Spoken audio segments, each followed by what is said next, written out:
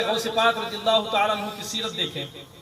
آپ کے زمانے میں ایک گویہ تھا، بڑی سریلی آواز کا مالک تھا، بڑھیا گاتا تھا. لوگ اسے بلاتے تھے گانا گانے کے لیے، پیسہ دے کر اسے بلایا جاتا. وہ گاتا، پیسہ لیتا، پیسہ گھر والوں کو دیتا، گھر والے اسے کھانا کپڑا دیتے. غرض کے چلتا رہا. غوث پاک رضی اللہ تعالیٰ عنہ نے اسے سمجھایا کہ تو گانا گانا بند کر، توبہ کر، گانا نہ گایا. تو اس نے کہا دیکھو عبد القادر میرے شہرت سے جلتے تھے، عبد القادر میری شہرت سے جلتے. ہوتا ہے نا کہ آج اگر ہم کسی کو اچھی بات بتائیں، کوئی بری بات کر، برا کام اگر کر رہا ہو، اسے ہم سمجھائیں کہ ایسا مت کر، یہ غلط ہے، تو کہتے ہیں یہ میری شہرت سے جلتے، یہ مجھ سے جلن رکھتے ہیں، حسد رکھتے ہیں. سمجھنے کی کوشش نہیں کرتا کہ آخر سمجھایا کیا جا رہا ہے. اسی طریقے سے وہ بھی شخص تھا، کہا یہ میری شہرت سے جل رہے ہیں، مجھے جو عزت مل رہی اس سے ان کو جلن ہو رہی ہے، پیسہ دولت سے میری جلن ہو رہی ہے. وقت چلتا رہا. غوث پاک وہ دنیا بھر کی برائیاں غوث پاک کی چوراہے پر کھڑے ہو کر کرتا رہا. چوراہے پر کھڑا ہو جاتا، لوگوں کو جمع کر لیتا اور غوث پاک کی برائی کرنا شروع. زندگی بھر اس کا یہی معمول ہو، غوث پاک کی دشمنی کرتا. مگر یہ دیکھیں، دولت ہو، شہرت ہو، آواز ہو، بیان ہو، کسی طریقے کا کوئی علم ہو، اس پر گھمنڈ نہیں کرنا چاہیے، غرور نہیں کرنا چاہیے. اس لیے کہ جس نے یہ تمہیں طاقت دی ہے، جس نے تمہیں یہ دولت دی ہے، وہ چھین بھی سکتا ہے. جس نے تمہیں آواز دی ہے، وہ آواز کو ختم بھی کر سکتا ہے. پلٹتے وقت پلٹتے دیر نہیں لگتی. غرور تکبر نہیں کرنا چاہیے کسی بھی چیز کا. وقت گزرا، حالات بدلے، جسم میں کمزوری آئی، آواز اس لائق اب نہ رہی، آواز میں وہ مزہ نہ رہا، لوگوں نے بلانا بند کر دیا. دھیرے دھیرے اس کا کام ختم ہو گیا، لوگوں نے اس کو پوچھنا ہی بند کر دیا. اب جب تک یہ پیسہ گھر پہ دیتا رہا، لوگ اسے، گھر والے اسے کھانا کھلاتے رہے، پانی پلاتے رہے، کپڑا دیتے رہے. مگر جب پیسہ ختم ہو گیا تو گھر والوں نے بھی اسے کھانا کھلانا بند کر دیا. ایک وقت ایسا آیا کہ گھر والوں نے اسے ٹھوکر مار کر گھر سے باہر بھگا دیا. گاؤں میں کوئی اس کو پوچھتا تک نہیں کہ غوث پاک کی برائی کرتا ہے، عبد القادر جیلانی کی برائی کیا کرتا ہے. یہ چوراہے پر کوئی پوچھنے کو نہیں، کوئی منہ نہیں لگا. طبیعت خراب ہوئی، بیمار ہوا، ایک ہی جوڑا کپڑا پہنتا رہا، پہنتے پہنتے گندا ہوا، میلا ہوا، اتنا جسم میں میل کچیل لگ گیا کہ مکھیاں بھنبھنانے لگی. وقت آ گیا، قریب آ گیا کہ اب یہ مر جائے. اس نے خیال کیا کہ لوگ تو مجھے کوئی منہ نہیں لگاتا، کوئی دانا پانی تک نہیں دیتا، تو میں اگر مر گیا تو مجھے کام کرتا ہوں. لہٰذا ایک کام کرتے ہیں کہ قبرستان میں ہی جا کر بیٹھ جاتے ہیں. مروں گا تو کم سے کم قبرستان میں ہی تو مروں گا. یہ سوچ کر وہ قبرستان میں جا کر بیٹھ گیا. اتفاق سے غوث پاک کا اس قبرستان کے دروازے کے پاس سے گزرتا. قید سبحان اللہ. غوث پاک نے دیکھا، دیکھ کر پہچانا، جبکہ صورت دیگر ہو چکی تھی. پھٹے پرانے کپڑے ہیں، میلے کچیلے کپڑے ہیں، چہرے پر، جسم پر مکھیاں بھنبھنا رہی ہیں، مگر غوث پاک نے پہچانا. چپ چاپ وہاں سے واپس آئے، مدرسہ پہنچے. مدرسہ پہنچنے کے بعد اپنے ایک شاگرد کو بلایا، اور شاگرد کو بلانے کے بعد ایک سونے کے سکوں کی تھیلی دی اور کہا جاؤ فلاں قبرستان میں ایک حاجت مند، ضرورت مند شخص بیٹھا ہوا ہے، اس کی گود میں جا کر تھیلا دے دو. لیکن دشمن ہے. غوث پاک کی رات دن برائی کیا کرتا تھا چوراہے پر، مگر غوث پاک کا اخلاق دیکھیے، غوث پاک کا اخلاص دیکھیے. کہتے ہیں اس کو میرا نام مت بتانا، اس لیے کہ اگر نام بتائے گا تو وہ بیچارہ شرمندہ ہو جائے گا، اور میں اسے شرمندہ کرنا نہیں چاہتا.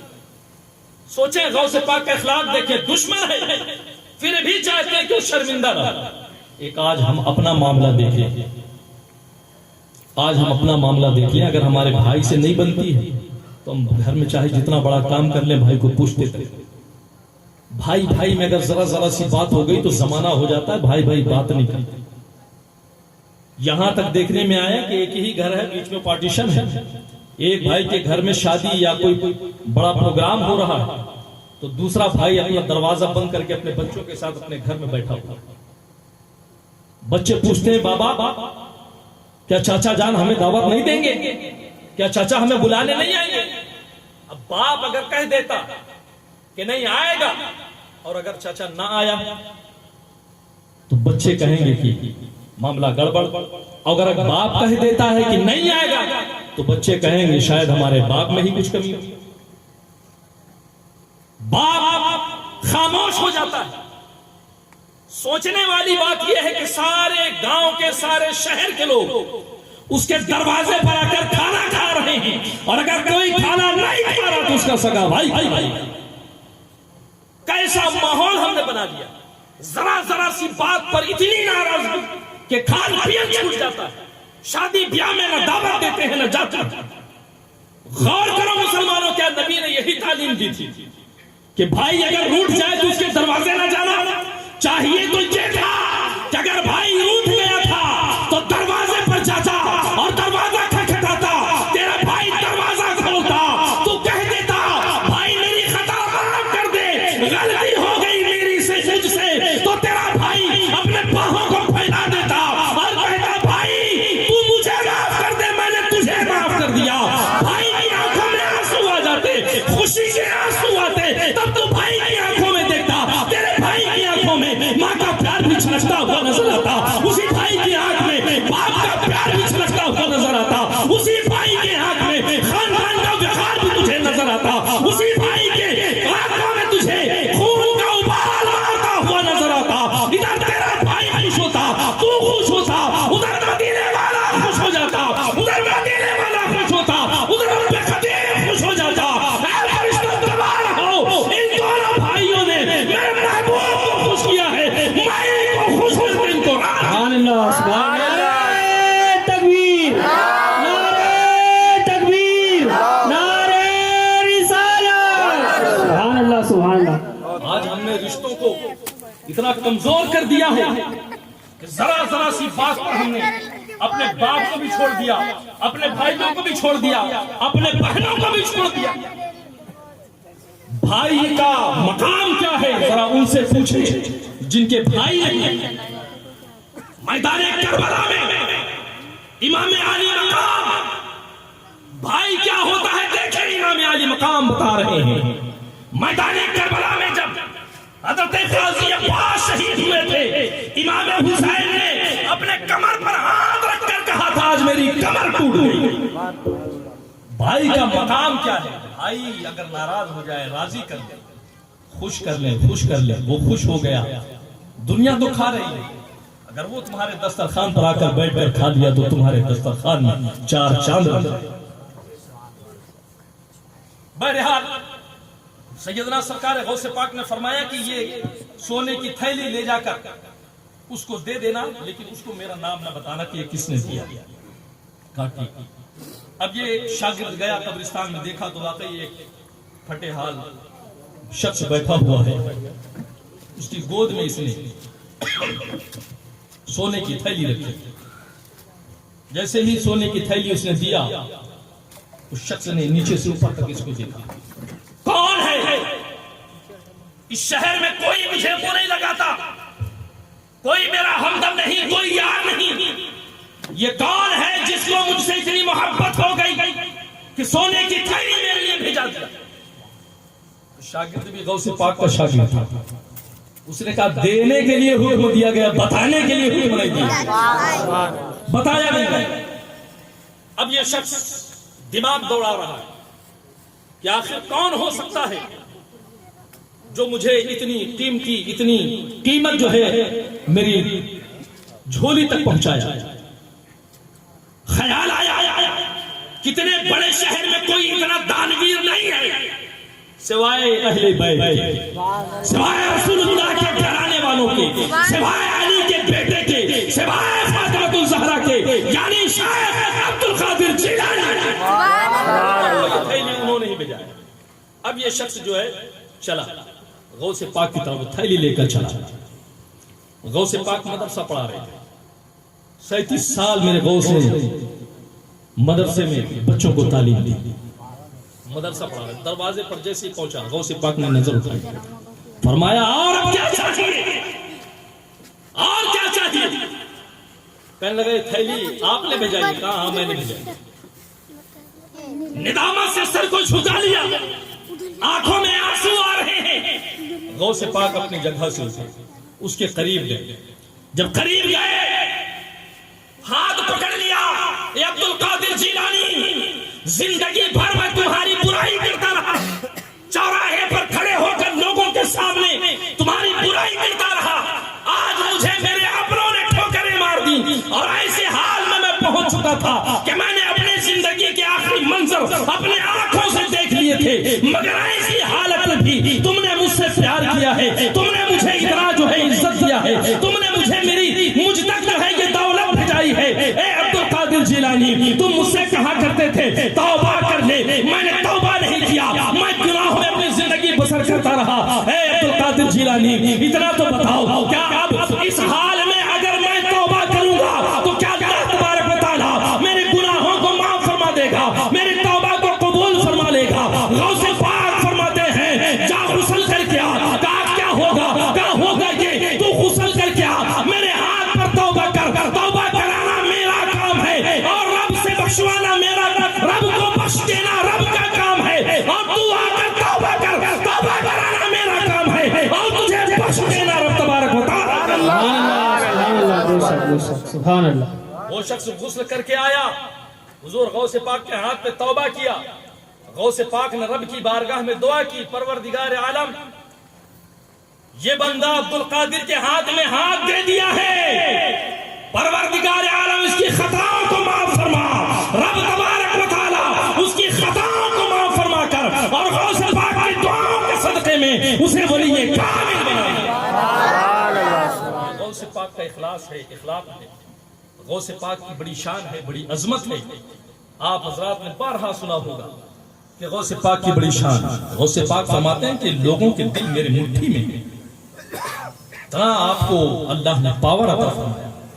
فرماتے ہیں جیسے دنیا کو میں ایسے دیکھتا ہوں جیسے ہاتھوں پر تم رائی کے دانے کو دیکھتے ہو، میں دنیا کو ایسے دیکھتا ہوں۔ یہ غوث پاک کی شان بڑی شان ہے۔ حضرت سیدنا سرکار غوث پاک رضی اللہ تعالیٰ عنہ کے دور میں ایک عیسائی شخص تھا، پادری، اس نے یہ کہہ کر لوگوں کو ورگلانا شروع کر دیا کہ ہمارے نبی عیسیٰ علیہ السلام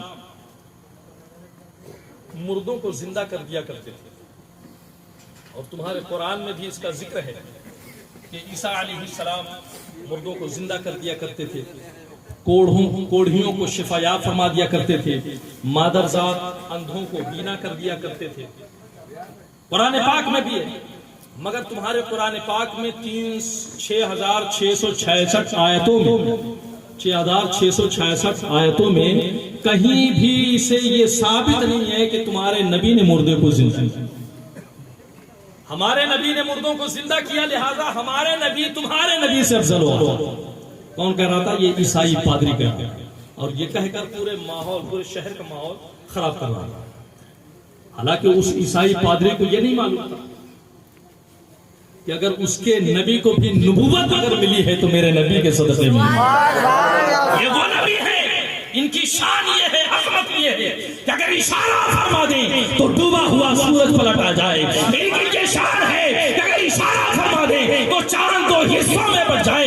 یہ شان، یہ عظمت ہے کہ ان کی بارگاہ میں درخت اپنے جڑوں کے ساتھ اکھڑ کر حاضر ہوا کرتے ہیں۔ ان کی یہ شان ہے کہ ان کے سامنے کنکر پتھر کلمہ پڑھنے لگتا ہے۔ میرے نبی کی شان ہے۔ حضرت عیسیٰ علیہ السلام کو اگر نبی نبوت ملی بھی ہے تو کس کے صدقے میں ملی ہے؟ میرے نبی کے صدقے میں۔ مگر اس کو شاید معلوم نہیں تھا، اس نے کہا تمہارے نبی نے کوئی مردہ زندہ نہیں کیا۔ حالانکہ روایت میں ہے حضرت جابر رضی اللہ تعالیٰ عنہ بہت بڑے صحابی گزرے۔ یہ اصل میں یہ واقعہ اس وقت کا ہے جب خندق کھودی جا رہی، جنگ خندق کے موقع پر خندق کھودی جا رہی ہے۔ اس میں بہت سارے صحابی تھے خندق کھودنے میں، اور کھانا وغیرہ کچھ تھا نہیں، تو بھوک کی بڑی شدت تھی، بڑی قلت تھی، دانی کوئی اناج پانی اتنا تھا نہیں، بھوک کا عالم۔ ایک صحابی آئے حضور کی بارگاہ میں، آنے کے بعد اپنے پیٹ پر سے کپڑا اٹھایا، کہا حضور بھوک اتنی تیز لگی ہوئی ہے کہ میں نے بھوک کی وجہ سے اپنے پیٹ پر پتھر باندھ رکھے ہیں۔ ایک پتھر باندھے ہوئے تھے صاحب اپنے پیٹ پر کہ بھوک اتنی زیادہ ہے اور کھانے کو کچھ نہیں، تو پتھر باندھا ہوا۔ جب حضور نے اس صحابی کی پیٹ پر پتھر بندھا ہوا دیکھا تو آقا کریم صلی اللہ علیہ وسلم نے اپنے پیٹ پر سے کپڑا جب اٹھایا نا تو صحابیوں نے دیکھا کہ اس صحابی کے پیٹ پر تو ایک پتھر بندھا تھا مگر میرے نبی کے پیٹ پر 2 پتھر بندھے ہوئے تھے، اتنی بھوک کی شدت تھی۔ تو حضرت جابر نے یہ جب منظر دیکھا وہ دوڑے دوڑے اپنے گھر گئے اور اپنے بیوی سے کہا کہ بیگم میں نے دیکھا نبی کریم صلی اللہ علیہ وسلم بھوک کی وجہ سے پیٹ پر 2 پتھر باندھے، یہ بتاؤ گھر میں کچھ ہے کیا، ہم آج حضور کی دعوت دے سکتے ہیں؟ بیگم نے کہا ہاں دعوت دے سکتے ہیں، آدھا کلو جو ہے میں اسے پیس کر اس کا آٹا بنا لوں گی، ایک بکری کا چھوٹا سا بچہ ہے اسے آپ ذبح کر دیں، اس کا سالن بنا لیں۔ کہا ٹھیک ہے، کہا جاؤ حضور کی دعوت دے کر آ جاؤ۔ اتنے میں حضور سیر و شکم ہو کر کھا لیں۔ اب حضرت جابر جب جانے لگے تو بیگم نے کہا سنو، چونکہ وہاں خندق کھودی جا رہی ہے، پورا لشکر اسلام ہے، صحابہ کرام کی تعداد بہت زیادہ ہے، اس لیے زور سے دعوت مت دیجیے گا، حضور کے کان میں جا کر دعوت دیجیے گا کہ حضور آپ کی دعوت ہے۔ تو حضور کے لیے یہ اتنا سا آٹا اور یہ بکری کا بچہ کافی ہے، حضور سیر و شکم ہو کر کھانا کھا لیں، کان میں جا کر بولتے۔ حضرت جابر نے کہا، حضرت جابر گئے حضور کے قریب پہنچے، کان میں کہا حضور آج میرے گھر آپ کی دعوت ہے۔ تو آقا کریم صلی اللہ علیہ وسلم نے مسکرایا، فرمایا میرے صحابیوں، اللہ کا لاکھ لاکھ احسان، اس کا شکر کہ اس نے ہمارے کھانے کا انتظام فرما دیا۔ آج حضرت جابر کے گھر میں دعوت ہے، آج ہم سب کی حضرت جابر کے گھر میں دعوت ہے۔ حضرت جابر کے گھر میں ہم سب کی آج دعوت۔ اب حضرت جابر پریشان، میں تو صرف حضور کی دعوت دینے آیا تھا اور حضور نے تو پورے لشکر کو دعوت دے دی، اور آدھا کلو آٹا ہے، کتنا آدمی تھا۔ اب پریشانی کے عالم میں دوڑتے ہوئے کھڑا ہے، بیگم سے کہا بیگم گڑبڑ ہو گئی، کہا کیا ہوا؟ کہا حضور نے سب کو دعوت دی۔ کہا میں نے آپ سے کہا تھا نا حضور کے کان میں کہنا، کہا میں تو کان ہی میں کہا تھا مگر حضور نے جانا۔ تو بیوی کہتی ہے میرے سرتاج ٹینشن لینے کی ضرورت نہیں، پریشان ہونے کی ضرورت نہیں، اس لیے کہ ہم نے جس کو دعوت دیا ہے اس کو کھلانا ہمارا کام ہے، اور رسول نے جس کو دعوت دیا ہے ان کو کھلانا رسول ہے۔ ہم اپنے مہمان کی مہمان نوازی کریں، رسول اپنے مہمانوں کی مہمان نوازی۔ بہرحال حضرت جابر نے جو بکری کا بچہ تھا اس کو ذبح کیا۔ جب اس کو ذبح کیا، آپ کے 2 بیٹے تھے، چھوٹے چھوٹے 2 بیٹے تھے۔ اکثر و بیشتر آپ نے بھی دیکھا ہوگا کہ جب قربانی کا وقت آتا ہے ہم بکرے وغیرہ ذبح کرتے ہیں تو بچے دیکھتے رہتے ہیں، دیکھنے کے بعد پھر وہ اس کو کھیل سمجھتے ہیں، کھیل بناتے ہیں، کبھی پتھر پر چلائیں گے کچھ کہ ہم ذبح کر رہے ہیں، کبھی لکڑی کاٹیں گے، کبھی کچھ کاٹیں گے، ہم کر رہے ہیں۔ تو حضرت جابر کے بچوں نے بکری ذبح کرتے ہوئے دیکھ لیا۔ اب دونوں بھائی کھیل سمجھ رہے ہیں، کہا ہم بھی کھیلتے ہیں، جس طریقے سے ابا نے بکری کو ذبح کیا ہم تم کو ذبح کرتے ہیں۔ ایک بھائی نے دوسرے بھائی کے گلے پر چھری چلا دی، گردن کٹ گئی، بھائی ختم، انتقال ہو گیا۔ اب دوسرا بھائی گھبرا گیا، گھبراہٹ میں پیچھے پچھلا اور چھت پر سے نیچے گر گیا، اور نیچے گرا اس کی بھی روح کب سے انسری سے پرواز ہو۔ دونوں بھائی کا انتقال۔ ماں نے جب آواز گرنے کی سنی تو دوڑ کر جب باہر دیکھا تو بیٹا پڑا ہوا، انتقال کر گیا۔ چھت پر جا کر دیکھا تو دوسرا بیٹا بھی انتقال، گردن کٹ گئی۔ اب ادھر حضور کی دعوت دیکھیں، حضور سے محبت کس طریقے سے۔ حضرت جابر سے آپ کی بیوی نے بتایا دونوں بچے انتقال کر گئے، کیسے ایسا ایسا واقعہ ہوا۔ کہ رفیق حیات اے میری بیوی سنو، ہم نے حضور کی دعوت دی، حضور نے کئی دنوں سے کھانا نہیں کھایا، پیٹ پر 2 پتھر بندھے۔ اگر حضور کو پتہ چل گیا کہ ہمارے گھر میں موت ہو گئی ہے تو حضور کھانا نہیں کھائیں گے، لہذا ایک کام کرو، ان بچوں کی لاش کو چھپا دو، کسی روم میں لے جا کر رکھ دو، اوپر سے چرچا ڈال دو۔ اور کرو، باپ تو برداشت کر سکتا ہے مگر ماں کا عالم، 2 بیٹے، 2 بیٹے تھے، مگر وہ مائیں بھی کیسی مائیں تھی، حضور کی محبت پر بیٹوں کی بھی محبت کو قربان کر۔ ایک کمرے میں لے جا کر اپنے بچوں کو لٹا دیا, اوپر سے چادر ڈال دیا. سوچیں ذرا, بیٹے بیٹے ہوتے جب روٹی بنا رہی ہوگی, بیٹوں کی اگر یاد آ رہی ہوگی تو دل پر کیا گزر رہی ہوگی. آٹا بنا رہی ہوگی, بیٹوں کی اگر یاد آ رہی ہوگی تو دل پر کیا گزر رہی ہوگی. کھانا تیار کر لیا گیا, وقت مقررہ پر میرے آقا کریم صلی اللہ علیہ وسلم صحابہ کرام کے ساتھ تشریف لائے. میرے آقا نے ہانڈی میں اپنا لعاب دہن ڈالا, آٹا میں اپنا لعاب دہن ڈالا, آٹا روٹی پکاتے جا رہے ہیں, نکالتے جا رہے ہیں, صحابہ کو دیتے جا رہے ہیں, صحابہ کھاتے جا رہے ہیں. شوربہ سالن ہانڈی میں نکالا جا رہا ہے, پلیٹ میں دیا جا رہا ہے, صحابی کھاتے جا رہے ہیں, جاتے جا رہے ہیں. تمام صحابہ نے اس آدھا کلو جو میں کھانا تناول, اس کی برکت تھی میرے آقا کریم صلی اللہ علیہ وسلم کی لعاب دہن کی برکت. سارے صحابہ نے سیر و شکم ہو کر کھانا کھایا. اب حضور بچے تو حضور نے کہا جابر اب ہماری باری. کہا حضور تناول فرمائیں. دسترخوان پر بیٹھے, کھانا نکالا گیا. پھر آقا کریم صلی اللہ علیہ وسلم فرماتے ہیں جابر تمہارے 2 بچے بھی ہیں نا, کہہ دیں سبحان اللہ, لاؤ انہیں بھی بلاؤ, ساتھ میں بیٹھ کر کھانا کھائیں. اب حضرت جابر کے دل کی دھڑکنیں تیز ہونے لگی کہ جھوٹ تو بول سکتا نہیں اور سچ بتا نہیں سکتا, اس لیے کہ اگر سچ بتاتا ہوں تو آقا تو بہت دن سے بھوکے ہیں, صحابہ نے تو کھا لیا, ابھی میرے حضور نے کھانا نہیں کھایا, بتا دوں گا تو پھر حضور رہ جائے گے کھانا نہیں کھائے. کہا کیا کیا جائے, بیچ کا طریقہ نکالا. کہا حضور وہ سو رہے ہیں, آپ کھانا تناول. کہا وہ سو رہے ہیں, آپ کھانا تناول فرمائیں. آقا کریم صلی اللہ علیہ وسلم فرماتے ہیں جابر جاؤ انہیں اٹھا کر لاؤ, ہم ان کے ساتھ کھانا تناول فرمائیں. اب حضرت جابر کے جو باندھ تھے ضبط کے وہ ٹوٹ گئے, آنکھوں سے آنسو چھلک نکلے, بہنے لگے. عرض کرتے یا رسول اللہ وہ ایسی نیند سو چکے ہیں کہ اسے جابر کو اٹھانے کی طاقت نہیں ہے, اگر حضور انہیں کوئی اٹھا سکتا ہے تو حضور آپ ہی.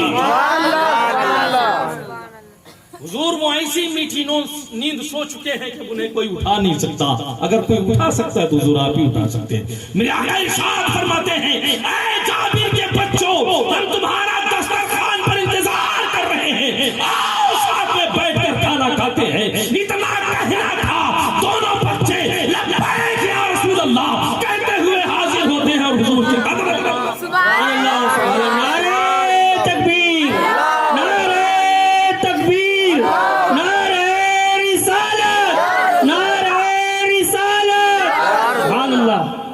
اس نہیں, دونوں بچوں کو زندہ فرما دیا, دونوں بچے زندہ ہو گئے. اتنا ہی نہیں, کھانا کھانے کے بعد جو ہڈیاں بچی تھی نا, ہڈیوں پر ہاتھ پھیرا, بکری بھی زندہ ہو گئی, بکری بھی آ گئی. اتنے صحابہ پیٹ بھر کے کھا کر بھی چلے گئے, دونوں بچے بھی زندہ ہو گئے. یہ میرے نبی کے معجزوں میں سے ایک معجزہ. تو اس یہودی کو, اس عیسائی پادری کو معلوم نہیں تھا کہ حضور نے بھی مردوں کو زندہ کیا, مگر وہ کہتا رہا کہ تمہارے نبی نے کوئی مردہ زندہ نہیں کیا, ہمارے نبی نے مردوں کو زندہ کیا ہے, لہذا ہمارے نبی کی بڑی شان ہے, بڑی عظمت ہے, تمہارے نبی سے ہمارے نبی افضل و اعلیٰ ہے. یہ بات چلتے چلتے حضرت سیدنا سرکار غوث پاک رضی اللہ تعالیٰ عنہ کی بارگاہ میں پہنچی. لوگوں نے بتایا حضور ایک عیسائی پادری حضور کی شان میں گستاخی کر رہا ہے. کہا کیا کہہ رہا ہے؟ کہا وہ کہتا ہے کہ ہمارے نبی نے مردے کو زندہ کیا, اس لیے ہمارے نبی تمہارے نبی سے افضل و اعلیٰ ہے, تمہارے نبی نے کوئی مردہ زندہ نہیں کیا, اس لیے تمہارے نبی کا درجہ ہمارے نبی سے کم ہے. حضرت سیدنا غوث پاک نے جب اتنا سنا اٹھے اور چلے, کہا چلو مجھے اس عیسائی پادری کے پاس لے کر چلو.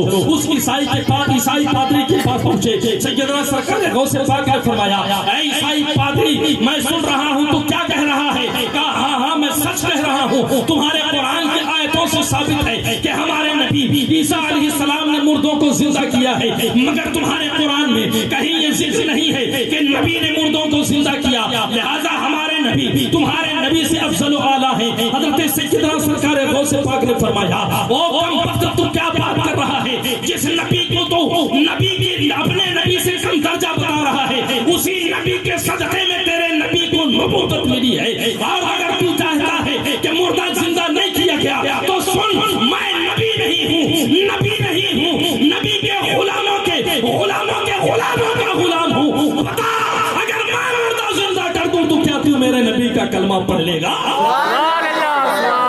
فرمایا میں نبی نہیں ہوں, غلام ہوں نبی کا, رسول نہیں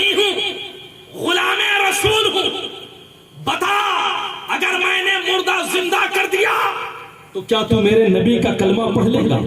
اب عیسائی پادری سوچنے لگا کہ جب ان کے نبی نے مردہ زندہ نہیں کیا تو یہ مردہ کیا زندہ کریں گے؟ ان کے نبی نے جب مردہ زندہ نہیں کیا تو یہ مردہ کیا زندہ کریں گے؟ کہا ہاں ہاں ٹھیک ہے، اگر تم نے مردہ زندہ کر دیا تو میں تمہارے نبی کا کلمہ پڑھ لوں گا۔ غوث پاک نے فرمایا اچھے طریقے سے سوچ لے، اگر میں نے مردہ زندہ کر دیا تو تجھے میرے نبی کا کلمہ پڑھنا پڑے گا۔ کہنے لگا ہاں ہاں، اگر آپ نے مردہ زندہ کر دیا تو میں آپ کے نبی کا کلمہ پڑھ لوں گا۔ غوث پاک نے فرمایا اپنے زبان سے پھرے گا تو نہیں، اپنے زبان سے میں پھرنے والا نہیں ہوں، میں زبان سے نہیں پھروں گا، کلمہ پڑھ لوں گا، ایمان ڈالوں گا، تمہارے نبی کے دامن سے وابستہ ہو جاؤں گا۔ سیدنا سرکار غوث پاک نے فرمایا اچھا چل ٹھیک ہے، یہ بتا کون سی قبرستان سے مردہ زندہ کیا جائے، پرانی قبرستان سے یا نئی قبرستان سے؟ اس نے کہا نئی کیوں بولوں، پرانی بولتا ہوں۔ کہا پرانی قبرستان سے زندہ کر۔ کہا ٹھیک ہے چل لے چل، جو سب سے پرانی قبرستان ہوئی شہر، سب سے پرانی قبرستان پر پہنچے، اور جب سب سے پرانی قبرستان پر پہنچے، وہاں پہنچنے کے بعد غوث پاک نے فرمایا بتا کون سے مردے کو زندہ کر، سب سے تازہ والے کو زندہ کروں یا سب سے پرانی کو زندہ کر؟ اس نے سوچا تازے والے کو بولوں کہیں کھڑا نہ ہو جائے۔ اس نے کہا ایسی قبر بتا دوں جس کے ہڈی تک گل گئے ہوں، گوشت گل گیا، سب سے پرانی قبر پر لے کر گیا۔ کہا سب سے پرانی قبر یہ ہے، اس قبر سے مردے کو زندہ کر کے بتائے۔ غوث پاک نے پھر فرمایا اے عیسائی پادری دیکھ اچھے سے سوچ لے، اگر میں نے مردہ زندہ کر دیا تو تجھے میرے نبی کا کلمہ پڑھنا پڑے گا، میں نے مردہ زندہ کر دیا تو تجھے میرے نبی پر ایمان لانا پڑے گا، میں نے اگر مردہ زندہ کر دیا تو تجھے میرے نبی کے دامن سے وابستہ ہونا پڑے گا۔ وہ عیسائی پادری کہتا ہے ہاں ہاں ٹھیک ہے، اگر تم نے مردہ زندہ کر دیا تو میں تمہارے نبی کا کلمہ پڑھ لوں گا۔ کہا پڑھ لے گا؟ کہا ہاں پڑھ لوں گا۔ کہا اچھا بتا یہ قبر میں کون ہے؟ کہا مجھے کیا معلوم کون ہے، کہا میں بتاؤں کون ہے؟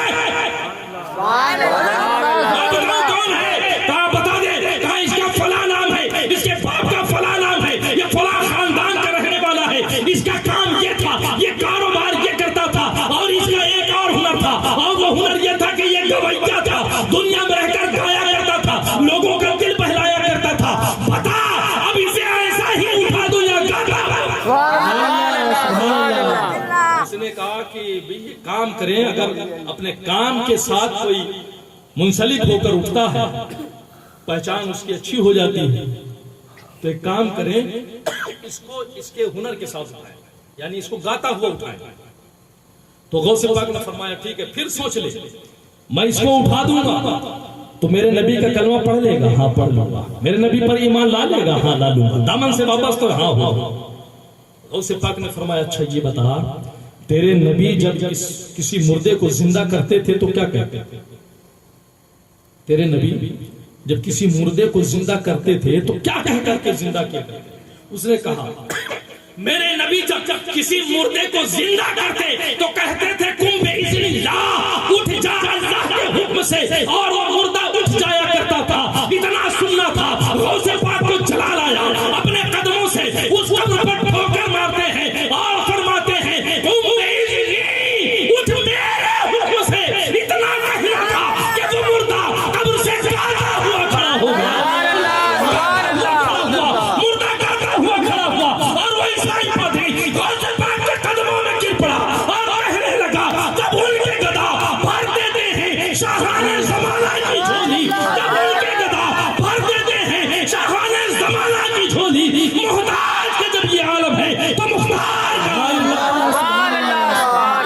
غوث کا دامن، غوث کا دامن، غوث کا دامن، خواجہ کا دامن، خواجہ کا دامن، سبحان اللہ سبحان اللہ۔ جب ان کے گدا بھر دیتے ہیں شاہانِ زمانہ کی جھولی، محتاج کا جب یہ عالم ہے تو مختار کا عالم کیا ہوگا؟